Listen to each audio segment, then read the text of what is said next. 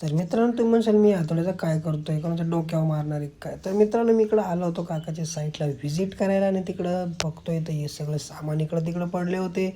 आणि काय ते मित्रांनी सगळे आपल्याला ती माती उचलून त्या घरामध्ये टाकायची होती, आपल्याला नाही बरं का, आपल्या लेबरांना. तर मी ते पाहायला आलो होतो आणि हे सगळं खणायचं आहे बरं का. आणि पार बघा मित्रांनो कशी. आणि मी नवीन चप्पल घेतले मित्रांनो, कशी वाटली तुम्हाला आवडले तर लाईक करा आणि कमेंटमध्ये सांगा बरं का. आणि मित्रांनो इकडं ॲमेझॉनची नदी तुम्ही पाहू शकता, अशी नदी होती. तर मला आहे ना नवीन चप्पल घातली म्हणून लई खाज येत होती मध्ये खोदायची. तर लई गार वाटला बरं का पाण्यामध्ये. आणि पुढं मित्रांनो इकडे नाही घरा पहा मित्रांनो, अख्खे ना घर खूप खराब झाले. याला तर खिडकीच नाही आहे, खिडकीच बंद करून टाकली. आणि पुढं मित्रांनो वरती पाहिलं मी, वरती तर पत्रेच नाही आहे. तर बाबा हे घर कसं आहे. हे काकाचं काम चालू आहे बरं का, इथं बांधकाम केलं आहे आता, नवीन दुकान होते इकडं, ते काम चालू आहे. आणि इकडे मित्रांनो खाली आपल्याला हे सगळं पसाऱ्यानं लेबराला उचलायला सांगायचं आहे, त्यांच्या मागं काम लावायचे. इकडं आलो मित्रांनो वीट पाहिलं आणि गाडी दिसली मला. ही गाडी मला लई आवडते बरं का.